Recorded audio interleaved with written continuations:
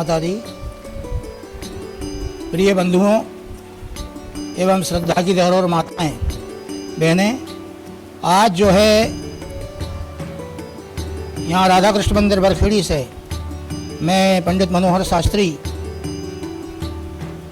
आज आपके लिए महालक्ष्मी व्रत जो है हाथी पूजन के नाम से जाना जाता है, इसके बारे में जानकारी बतलाते हैं। इसको आप ध्यानपूर्वक ग्रहण करिएगा। तो बंधुओं, ये जो व्रत है महालक्ष्मी व्रत, ये खोए हुए मान सम्मान को प्राप्त करने के लिए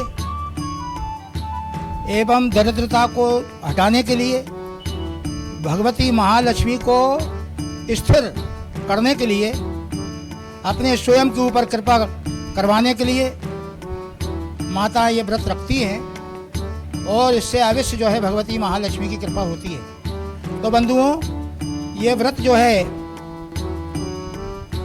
भाद्रपद शुक्ल पक्ष अष्टमी, जो राधा अष्टमी के नाम से जाना जाता है, माँ भगवती राधा रानी जो जन जन के हृदय में व्यापक हैं और भगवान श्री कृष्ण जिनके उपासक हैं। तो बंधुओं, वो राधा रानी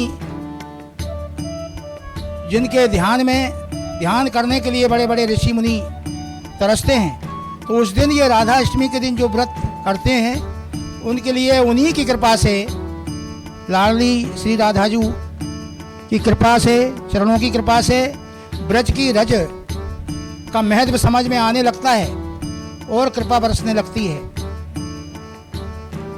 उसी दिन जो है ये दुर्गा अष्टमी के नाम से भी जो है ये व्रत माना जाता है और उसी दिन से ये महालक्ष्मी व्रत जो है शुरू होता है। तो महालक्ष्मी व्रत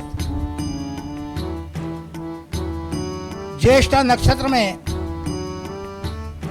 जब वो तिथि पड़ती है तो वो सभी पापों को नष्ट करने वाली अष्टमी हो जाती है। ये व्रत बहुत महान हो जाता है।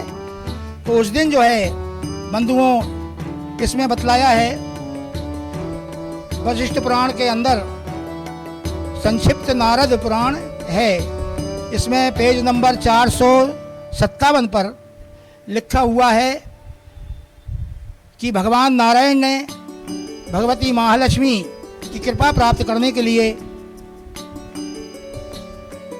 ये व्रत बतलाया था, जिससे कि लक्ष्मी जी की कृपा हो। तो बंधुओं, बतलाते हैं कि गंधारी ने भी यही प्रश्न जो है भगवान श्री कृष्ण से करा था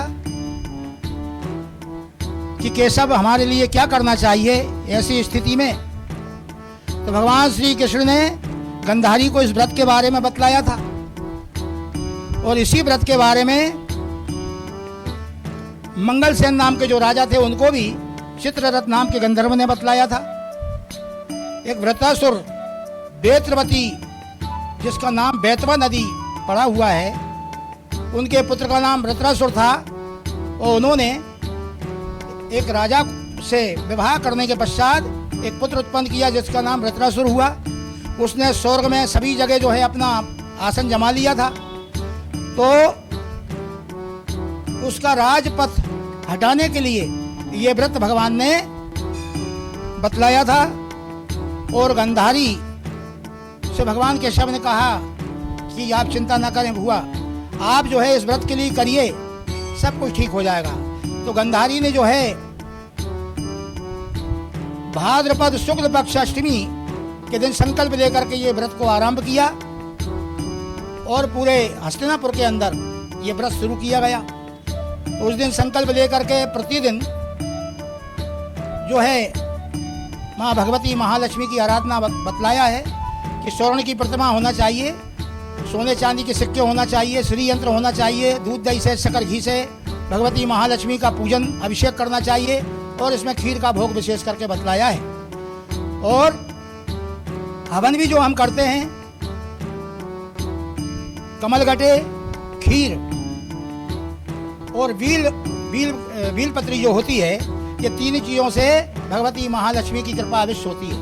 अब यदि इसका अभाव है तो आप जो है शुद्ध गाय के घी से 16 आहुति और महालक्ष्मी नमः इस मंत्र से दे सकते हैं। तो बताते हैं कि इसमें 16 धागे का भगवान श्री नारायण ने गंधारी को बताया था ये कि 16 धागे का एक सूत होना चाहिए, उसमें 16 गठान होना चाहिए और उसको हल्दी से रंग लिया जाए और इसके पश्चात उसकी प्रतिदिन पूजन हो और पूजन करके अपने दाएं हाथ में उसको बांधना चाहिए और 16 रोज तक प्रतिदिन भगवती महालक्ष्मी की आराधना करना चाहिए और एक समय व्रत रखना चाहिए।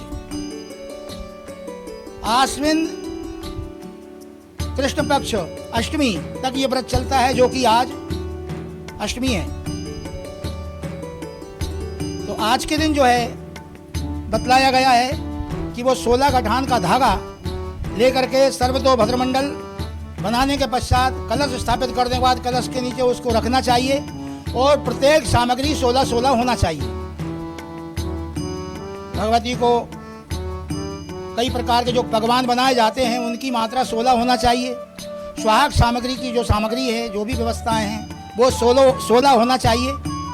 16-16 सभी व्यवस्थाएं इसमें बतलाई गई हैं और भगवती जगदम्बे महालक्ष्मी से प्रार्थना करना चाहिए, उनके मंत्र का जाप करना चाहिए और विधिवत तरीके से पूजन करना चाहिए। और इसी व्रत को हाथी पूजन के माध्यम से माना जाता है, इसलिए भगवती महालक्ष्मी का जो पूजन है गजलक्ष्मी के नाम से भी इसको जाना जाता है। आज के दिन जो भगवती महालक्ष्मी की आराधना करते हैं, भगवान नारायण की कृपा से भगवती महालक्ष्मी की विशेष कृपा होती है और भगवती महालक्ष्मी ने ये बताया है कि जो सच्ची श्रद्धा भाव से रखता है उसको छोड़ के मैं कभी भी नहीं जाती हूँ, ये भगवती महालक्ष्मी ने बताया है। तो बताते हैं कि आज के ही दिन हस्तिनापुर के अंदर बड़ा भव्य पूजन पाठ रखा गया और गंधारी ने सभी जगह निमंत्रण दिया, लेकिन कुंती के लिए वहां पर नहीं बुलाया गया। अर्जुन पांडव लोग सब आए भ्रमण करके कि माते आज तुम बहुत उदास हो। तो अर्जुन से कहा कुंती ने कि बेटे आज क्या है कि गंधारी ने बहुत बड़ा पूजन रखा है और 16 दिन से ये चल रहा है, आज 16वां दिन है और उसके 100 पुत्र हैं। तो 100 पुत्रों ने जो है मिलकर के बहुत बड़े हाथी का निर्माण किया है और वो आज पूजन कर रही हैं और मुझे बुलाया नहीं गया है। और कहते हैं अपमान से बड़ा इस धरती पर कोई भी चीज़ नहीं है, अपमान से बड़ा पाप कुछ नहीं है। सबसे बड़ा इस दुनिया के अंदर कोई चीज़ खराब है तो उसको अपमान कहते हैं। तो ये अपमान की दृष्टि से मुझे नहीं बुलाया गया। तो वो पुत्र कैसा, जो माँ की ऐसे ऐसे पुत्र भारत में दुनिया में धरती पर हो गए हैं कि माता की आज्ञा से कि राम तुम्हें वनवास दिया जाता है। तो भगवान ने कहा है कि सुन जननी बही सुत बड़े भागी, जो पितु मात बचन अनुरागी।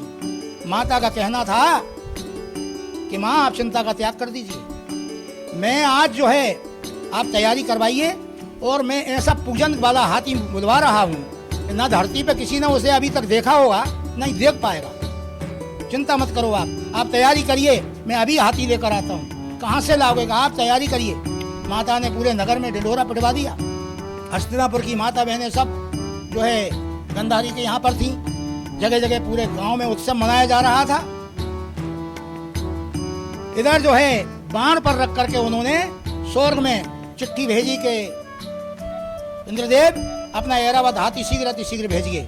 उधर से लिखा करके आया कि वो तो आप ठीक कह रहे हो प्रभु, लेकिन आप ये बताइए कि आकाश से कैसे उतरेगा।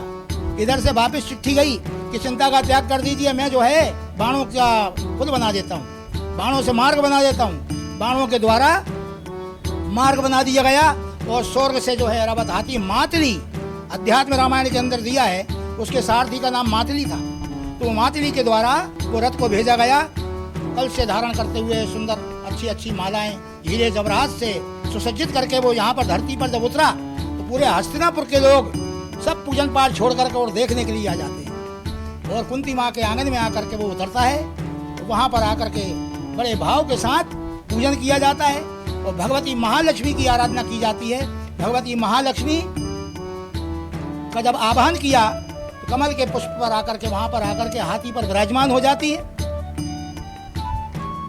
और कई प्रकार से स्वर्ण से, हीरो से, मोतियों से, वस्त्रों से, अलंकारों से, सभी से उन्होंने अच्छे ढंग से पूजन किया, जिससे भगवती महालक्ष्मी की कृपा प्राप्त हुई और जो है खोया हुआ राज भी जो है उनको प्राप्त हुआ। और कहते हैं इसी प्रकार से आज के ही दिन इसका उद्यापन विधि माताओं को पता नहीं रहता है, बेचारी पूछती है, तो कोई कुछ बताता, कोई कुछ। तो ये जो है स्कंद पुराण के अंदर भी लिखा है और ये नारद पुराण के अंदर भी लिखा है कि जो है सर्वतो भद्रमंडल बनाने के बाद में 4 मूर्ति जो है प्रतिमाएं लक्ष्मी जी की बनाकर कलश के ऊपर स्थापित करके, और वो चारों मूर्तियां 4 ब्राह्मणों को दान में दे दी जाती है उद्यापन के समय, और 16 सुहागन स्त्रियों को इसमें खीर का भोजन हो जो यथाशक्ति हमसे बने उनका भोजन कराना चाहिए और यथाशक्ति द्रव्य दक्षिणा दे करके उनकी विदाई करना चाहिए, उनसे शुभ आशीर्वाद लेना चाहिए। और इस व्रत के करने से अखंड सौभाग्यवती होने का गौरव प्राप्त होता है माताओं को, और जो है सुख समृद्धि प्राप्त होती है। यश मान कीर्ति सम्मान सब कुछ जो है भगवती महालक्ष्मी की कृपा से हो जाता है। तो बंधुओं, इसी प्रकार से जो है इसका ये उद्यापन विधि भी यही है।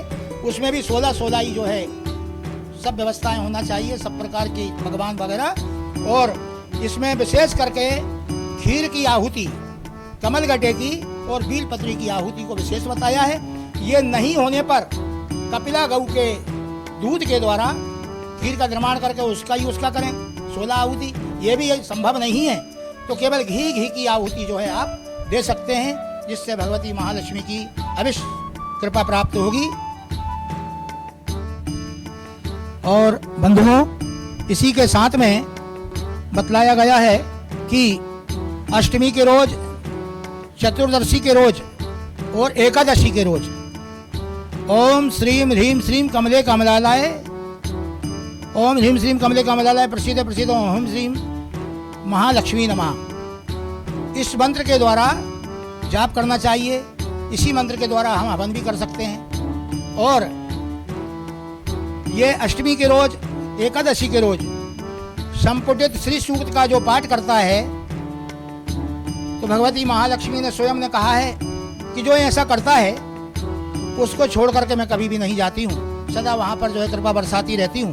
तो बंधुओं, बड़े भाव के साथ एकादशी के रोज या अष्टमी के रोज या चतुर्दशी चौदस के रोज महालक्ष्मी का आह्वान करके और जितना भी हम हो सके श्री सूक्त का पाठ करें। श्री सूक्त का पाठ जैसे कि संस्कृत में है तो यही ओम महालक्ष्मी नमः, ये मंत्र ले लीजिए। ओम और नमः लगाने से मंत्र बन जाता है। और या फिर आप ये कर सकते हो ओम श्रीम ह्रीम श्रीम कमले कमलालय प्रसिद्ध प्रसिद्ध ओम श्रीम ह्रीम श्रीम महालक्ष्मी नमः, इस मंत्र का भी आप जाप कर सकते हैं। इसके करने से भगवती की बड़ी कृपा दृष्टि बरसती है, इसमें किसी प्रकार का संदेह नहीं है।